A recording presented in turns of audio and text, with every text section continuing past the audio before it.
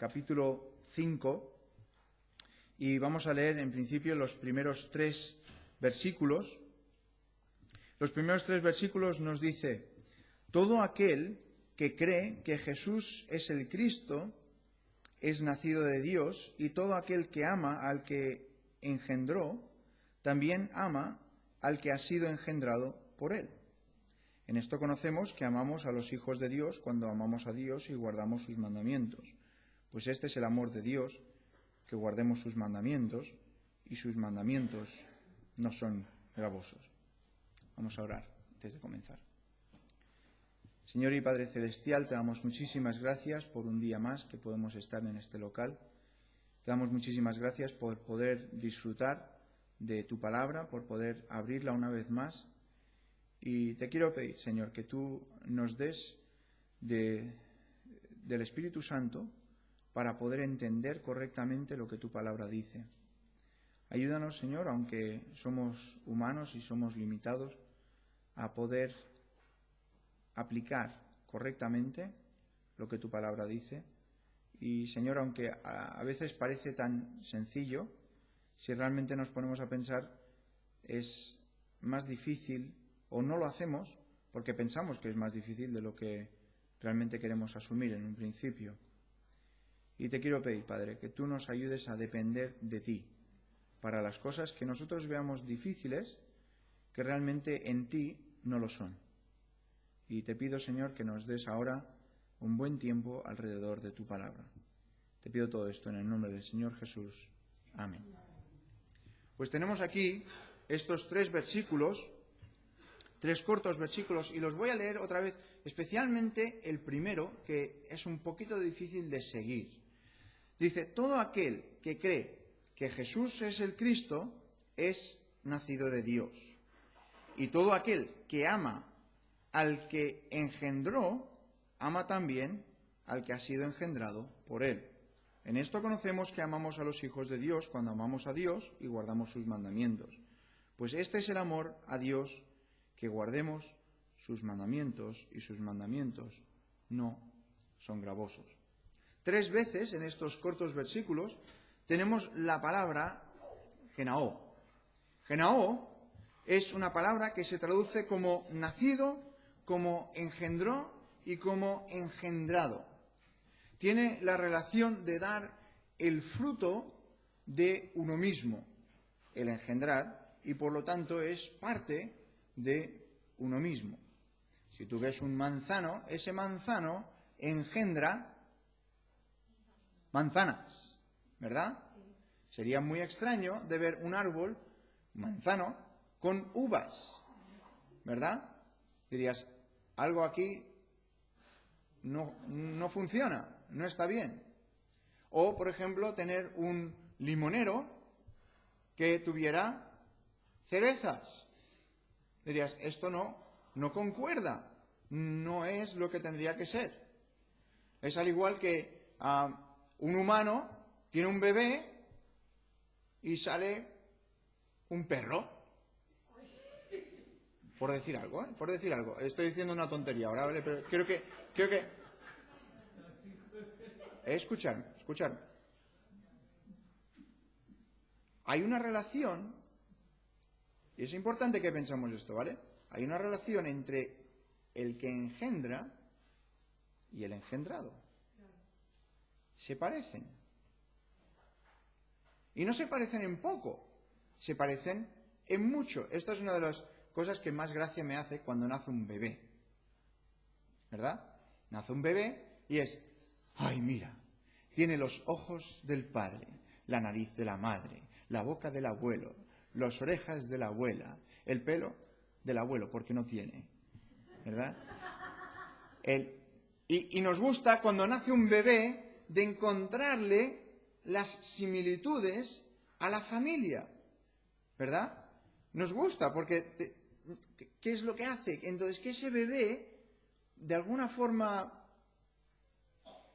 digamos, más física, hace que sea realmente parte de la familia, porque tiene todas estas características que son del que los engendró.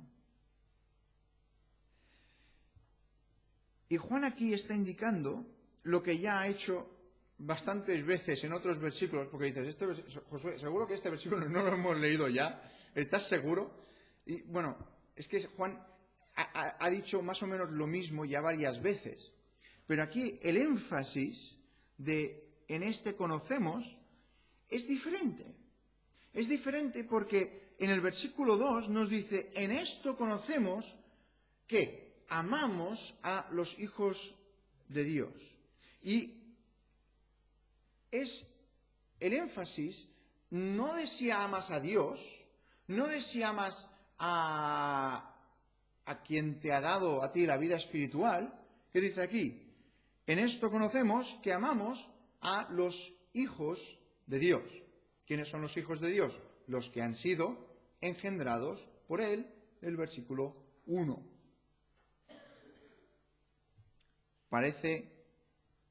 Parecería algo un poco obvio, ¿verdad? Yo sé si amo a mi esposa.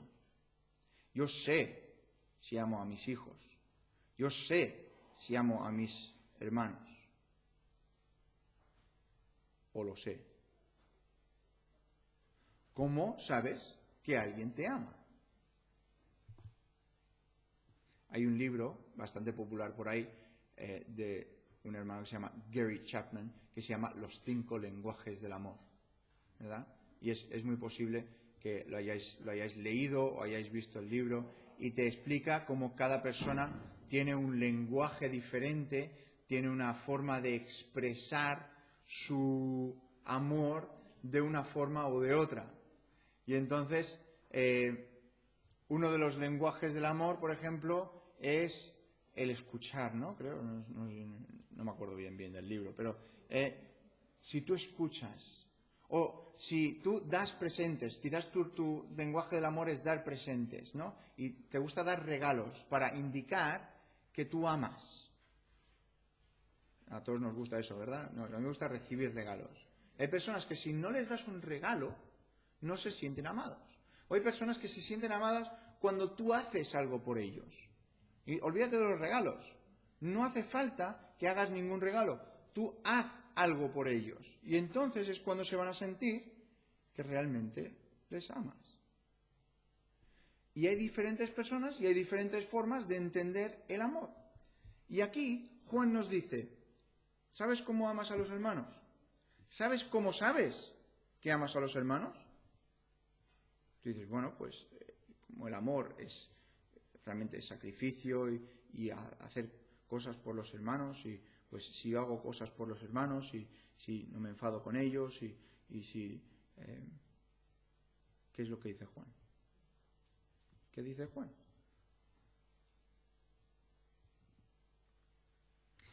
Seguro que te ha pasado. Segurísimo que te ha pasado. Que llevas la vida entera haciendo algo de una forma y un día llega alguien y te dice, ¿sabes que hay una forma más fácil de hacer eso? ¿Te ha pasado o no? Estoy segurísimo que te ha pasado. Y tú piensas, la de veces que he estado yo haciendo esto así y haber pensado, seguro que hay una forma más fácil de hacer esto. Estoy seguro que te ha pasado. A mí me ha pasado un montón de veces que la gente viene y te dice, por cierto, si haces esto así, es mucho más fácil. Es como, por ejemplo, con el ordenador. A veces pasa, ¿verdad? Que tú has estado haciendo algo de una forma y te viene alguien que sabe un poquito más que tú y hace plim, plim, plim, y tú dices, vuelve a hacer eso. Vuelve a hacerlo, mago. Y no es magia, es simplemente pues que sabe hacer algo de una forma diferente, quizás más eficiente o simplemente diferente que tú. Y tú dices, no, yo sé que amo a los hermanos si no les critico. Eso es una cosa, sí, muy bien. O yo sé que amo a los hermanos si vengo a la iglesia. Bueno, también. ¿Pero qué dice Juan? ¿Qué dice Juan? Si amamos a los hermanos, sabemos que amamos a los hermanos, en esto conocemos que amamos a los hermanos, a los hijos de Dios. ¿Cuándo qué? Cuando amamos a Dios y guardamos sus mandamientos. ¿Cómo? ¿Qué tiene que ver eso con amar a los hermanos? Sí, pues sí, pero ¿qué tiene que ver el amar a Dios con el amar a mi hermano que está aquí al lado? Tiene muchísimo que ver. Aquí Juan nos dice que amamos a Dios y en el amar a Dios amamos a los hermanos. Piénsalo de esta forma.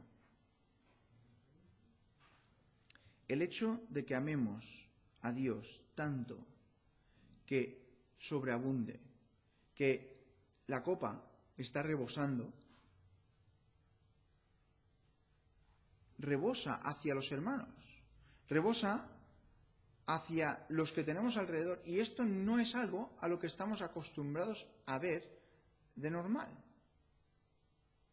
No digo en nuestra congregación simplemente, digo en general. ¿Por qué? Porque tomamos otro punto de vista acerca de el amar al hermano. Yo amo a mi hermano cuando hago esto, cuando doy esto, cuando le digo esto. Pero Juan nos dice, no hace falta que intentes buscar todas estas cosas en tu hermano para rectificarle, No. ¿Sabes que muchas veces nos preocupamos de las vidas de los demás demasiado? Es algo que nos viene, creo, un poco automático, ¿verdad? Nos preocupamos demasiado de la vida de los demás. Y nos preocupamos demasiado de lo que están diciendo los demás, de lo que están haciendo los demás. Y esto, pues, nos viene ya de mucho tiempo, pero hoy en día, quizás aún más por todo el poder ver lo que está haciendo todo el mundo. Sí, estamos continuamente mirando que todo el mundo esté mirando lo que estamos haciendo o mirando que esto esté correcto. Y entre los cristianos esto nos pasa de forma habitual, ¿verdad? Estamos interesados en, mira lo que está haciendo este. Mira qué ha hecho de mal. A veces no lo decimos tan directamente, ¿verdad? A veces decimos, tenemos que orar por esta persona, porque mira lo que ha pasado. Y entonces explicamos lo que ha pasado. Es lo mismo. Solamente que lo estamos recubriendo con un poquito de vamos a orar. ¿Oras? ¿Realmente oras? Me lo estoy diciendo a mí, ¿eh? Cuando dices, voy a orar por esta persona, por esta situación, ¿realmente oras? ¿O es que simplemente quieres contárselo a alguien y utilizas la expresión, tenemos que orar por esta situación? Yo me he encontrado en situaciones que yo lo he dicho. Y está mal. Porque me estoy metiendo donde no me llaman. Ni me interesa. Ni hago nada absolutamente bien en intentar meterme en esa situación.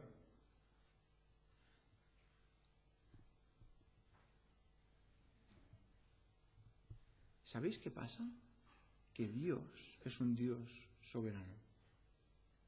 Y nos olvidamos de eso. Pensamos que nosotros tenemos que obrar a favor de Dios. Tenemos que esperar en Dios. Y sí que hay veces que hay cosas que tú dices, es que no me gusta cómo está viviendo esta persona su vida. Tú no vas a cambiarle. Dios le puede cambiar. Y aquí nos dice, tu responsabilidad es amar a Dios y seguir sus mandamientos. Amar a Dios y seguir sus mandamientos. Ahora, con eso no estoy queriendo decir en absoluto que cuando una persona está en pecado, notar el énfasis que estoy poniendo con mi voz, en pecado, que no sea correcto de con la Biblia y con máxima humildad, decir, hermano, estoy preocupado por ti, he estado orando por ti y me gustaría que leyeras estos versículos. Solamente eso.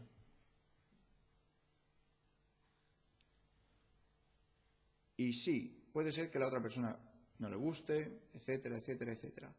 Pero está en pecado, hay que decírselo. Eso forma parte de nuestra vida, que quizás muchos de nosotros no hacemos. Yo personalmente me cuesta mucho hacerlo eso, porque soy una persona que no me gusta la confrontación. Pero al mismo tiempo, hay tantas veces que nos metemos en cosas que no son nuestras. ¿Os acordáis de lo que el Señor decía, verdad? Que muchas veces vemos la paja en el ojo del otro y no ves que tienes una viga metida en el tuyo.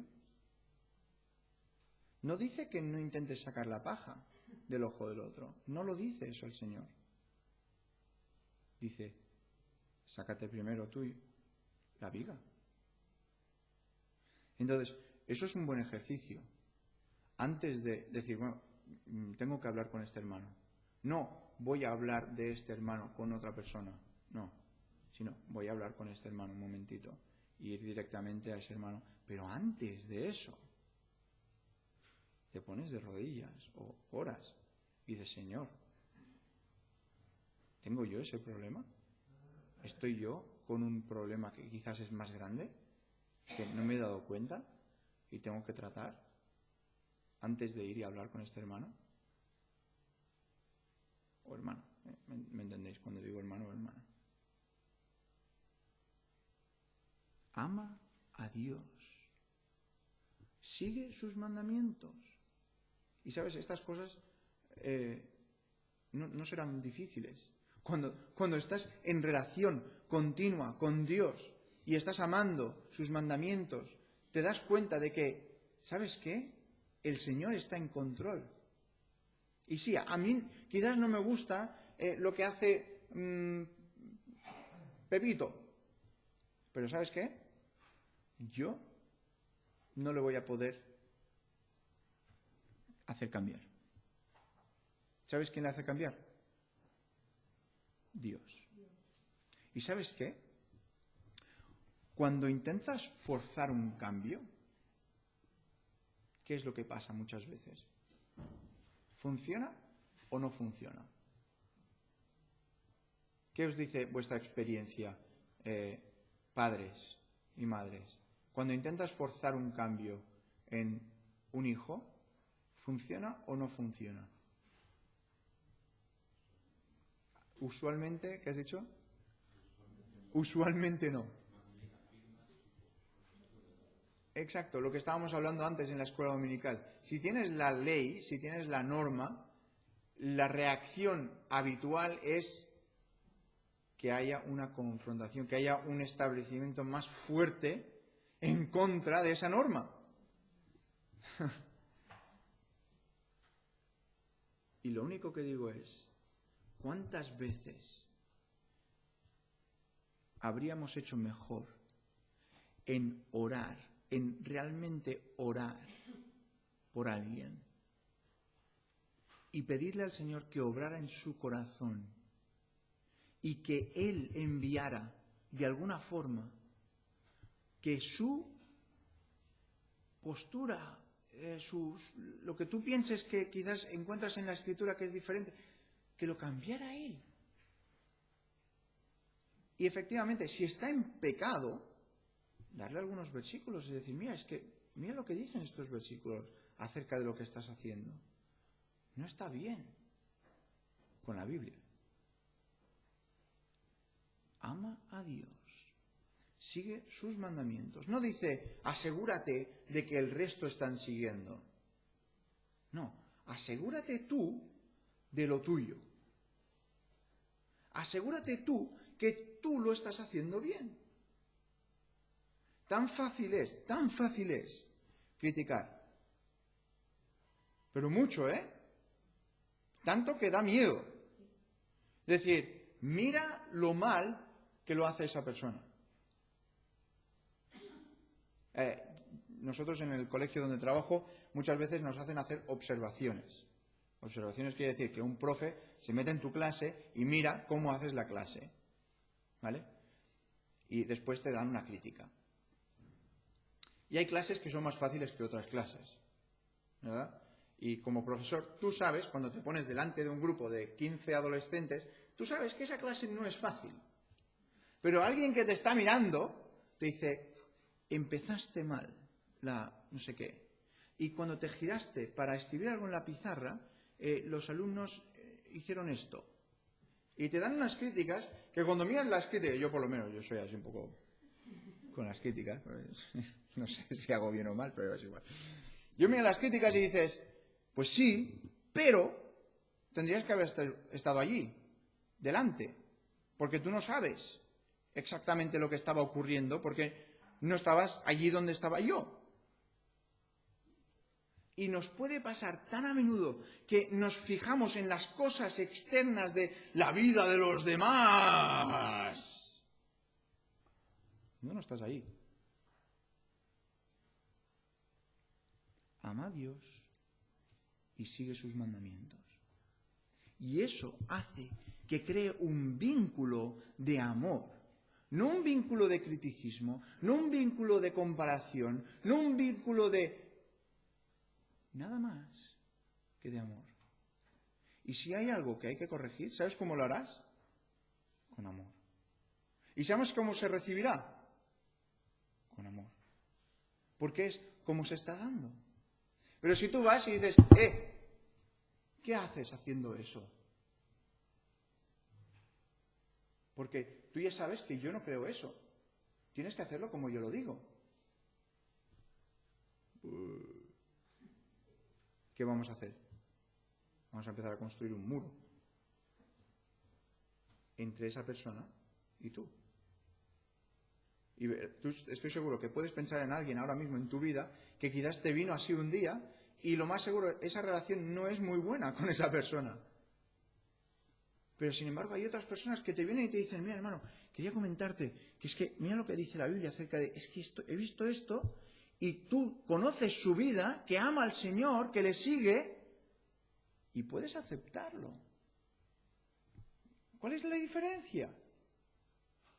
Pues que uno se ocupa de lo suyo propio y cuando ve el pecado sabe cómo venir, sabe cómo decir.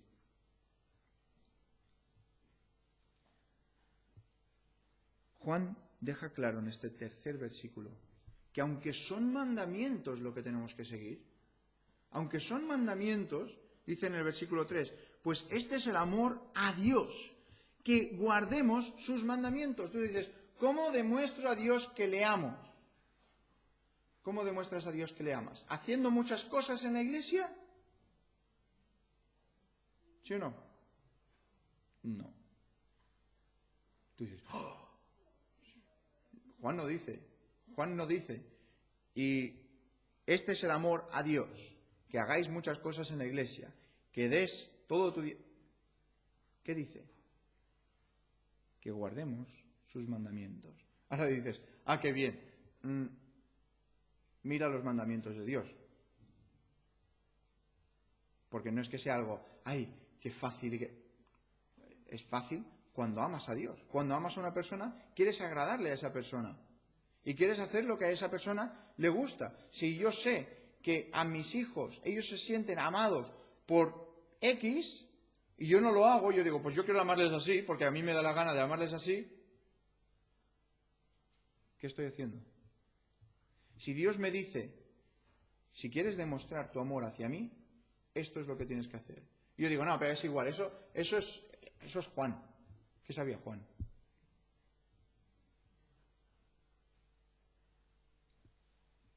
Nos dice, guarda sus mandamientos, guarda sus mandamientos. Y acaba diciendo en el versículo 3, y sus mandamientos no son gravosos. Porque cuando piensas en un mandamiento, piensas en una regla. Cuando piensas en una regla, piensas en una norma. Cuando piensas en una norma, piensas en algo que no te deja hacer algo. Y si no puedes, no cojas galletas antes de comer. No pongas el plato allí.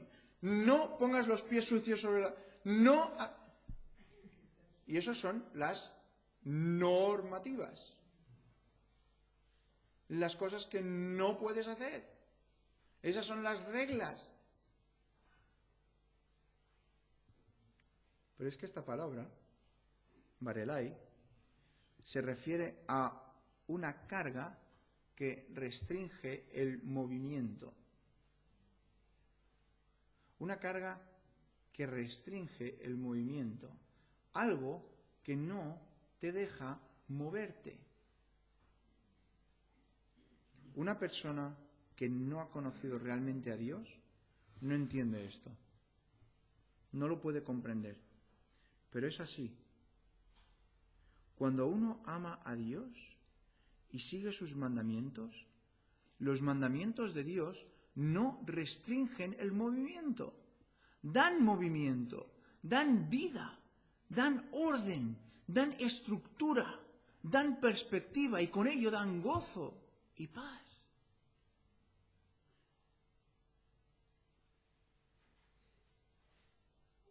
Tantas ilustraciones podríamos coger del hecho de que un mandamiento trae orden. Voy a coger uno muy simple. Vamos a conducir todos a la derecha. Nuestros coches, ¿vale? Los vehículos. Es una buena norma. Es una buena ley. ¿Por qué? Yo no digo que conducir a la izquierda sea una mala ley, ¿vale? No estoy diciendo eso. Lo que estoy diciendo es que conducir a la derecha o conducir a la izquierda, que todo el mundo haga lo mismo. ¿Por qué?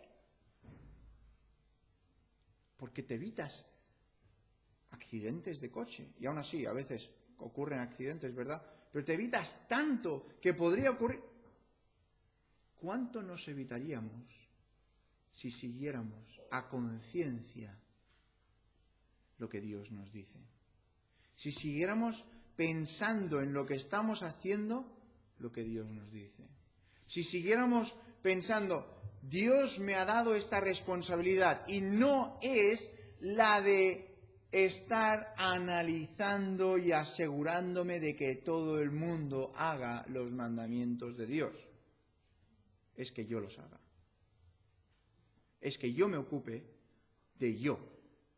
Aquí sí que puedes ser egoísta. Yo me tengo que ocupar ¿de quién? De yo. Porque si yo no me ocupo de yo, ¿quién se va a ocupar de yo?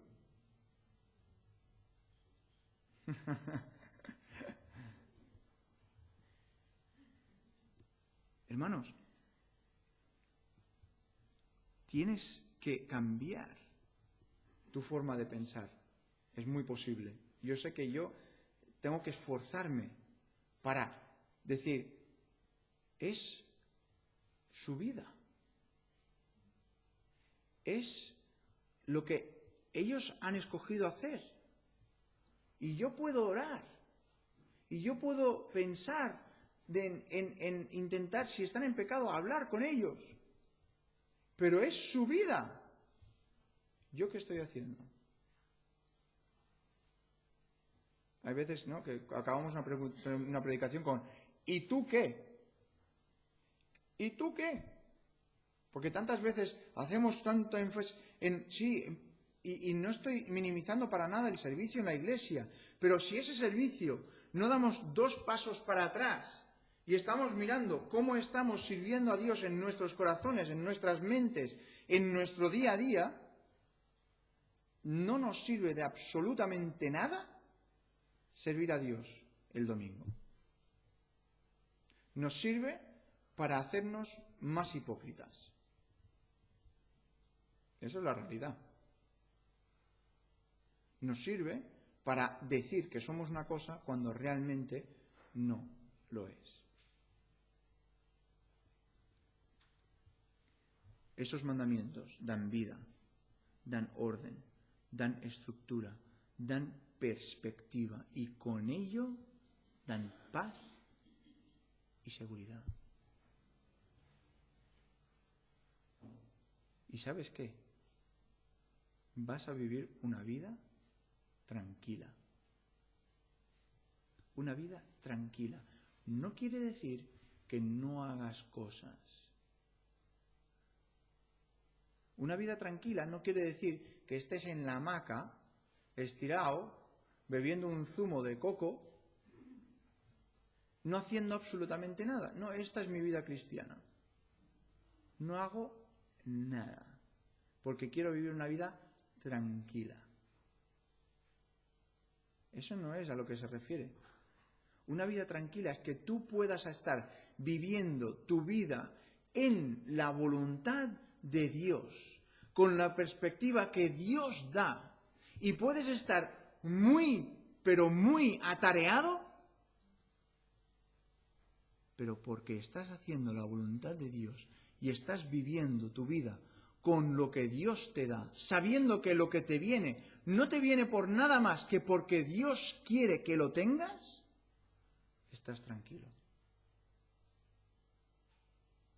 No es la falta de actividad que trae la tranquilidad. Es la falta de confianza en Dios que trae la intranquilidad. La falta de confiar que Dios está en control de todas las cosas, y si algo viene a tu vida, no es casualidad, no es ni siquiera posiblemente por pecado. Mira Job. Job es nuestro ejemplo sumo del sufrimiento que puedes pasar aquí en la tierra. Y Job decía, ¿por qué? ¿Por qué me pasa esto? ¿Por qué me pasa a mí? Y una de las cosas que podemos aprender de Job es que Dios sabe todas las cosas, que Job en ningún momento intentó enmascarar lo que le estaba ocurriendo. De hecho, Job lo vemos que está devastado, está triste, y está argumentando, quizás no es la palabra correcta, pero está hablando con Dios, ¿por qué me ha ocurrido esto? Pero en ningún momento culpa a Dios de ningún mal. Y ahí es donde está la diferencia. En ningún momento él dice, Dios, ¿por qué me has traído todo esto a mí que yo no me lo merezco? Sino que él está tranquilo sabiendo de que si Dios ha traído esto, él tendrá las fuerzas para acabar. Y dice, yo sé que mi Redentor vive. ¿Tú sabes para que alguien diga esas palabras? En un buen momento sí, cuando todo te va bien, perfecto. Yo sé que mi Redentor vive porque mira todas las cosas que me van bien. Pero después de lo que le ha pasado a él, eso es que hay una comunión estrecha, no necesariamente de Dios con Job, sino de Job con Dios. Dios no tiene que darte nada a ti, pero tú sí que le tienes que dar a Dios. La semana que viene predica Marc, pero quería dejaros con estos dos últimos siguientes versículos.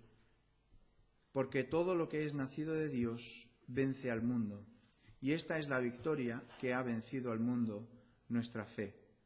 ¿Quién es el que vence al mundo? Sino el que cree que Jesús es el Hijo de Dios. Hay palabras que siempre me han hecho gracia, y esta es una de las que salen aquí, es la palabra Nike. Todos la conocemos porque es una empresa que hace ropa deportiva y zapatos y pelotas de fútbol, pero es que esta palabra es bíblica, es una palabra que quiere decir victoria. No lo sabías eso quizás, ¿verdad?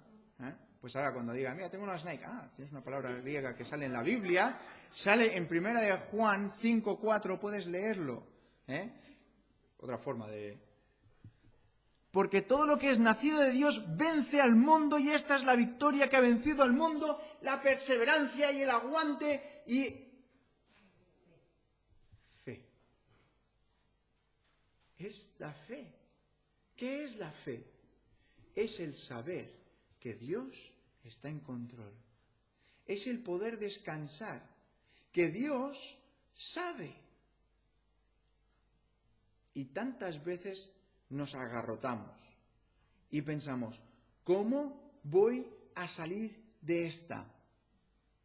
¿Qué voy a hacer para poder solucionar esto? Y os digo palabras mías, Pero nuestra confianza debe estar puesta en Dios. Nuestra fe debe estar depositada en Él. ¿Por qué? Porque es lo que vence al mundo. Y ojo, porque aquí no dice vence el mundo, sino vence al mundo. Como cristianos, nuestro propósito es vivir nuestras vidas para su gloria. No es el evangelizar al mundo. Es para que nuestras vidas reflejen la gloria de Dios. Y con ello sí que vas a evangelizar, pero no es nuestro propósito. Nuestro propósito es dar gloria a Dios mediante nuestras vidas. ¿Y cómo lo hacemos eso? Mediante la fe. Porque es lo que vence. Es lo que vence. Nuestra fe en Él. Es por Él. Es en su fuerza. Es en su conocimiento. Es en su saber.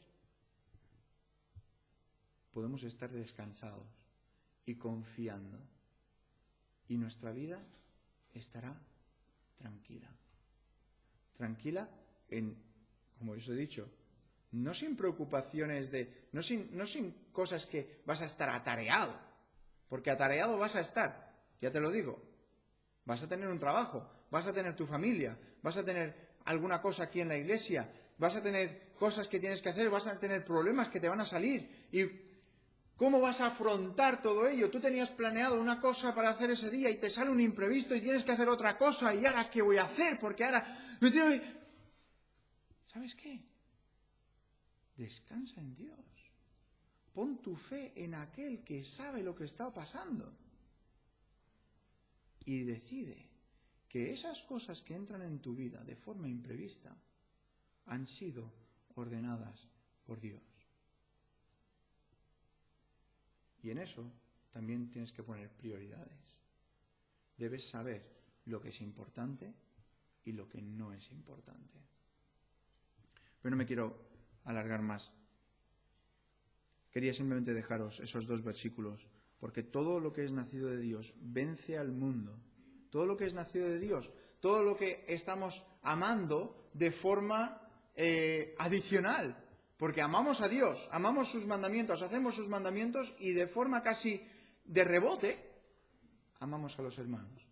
Y eso, lo que está engendrado por Dios, es lo que vence al mundo. Y esta es la victoria que ha vencido al mundo, nuestra fe. Que el Señor nos ayude a poder vivir nuestras vidas conscientes, mañana, lunes, de empezar nuestro día diciendo, hoy ya conozco a alguien que sabe lo que va a pasar hoy. Tantas veces tenemos a gente que nos dicen cosas, ¿no? Y yo tengo una alumna hace tiempo que me decía, es que voy a una mujer que me dice lo que me va a pasar.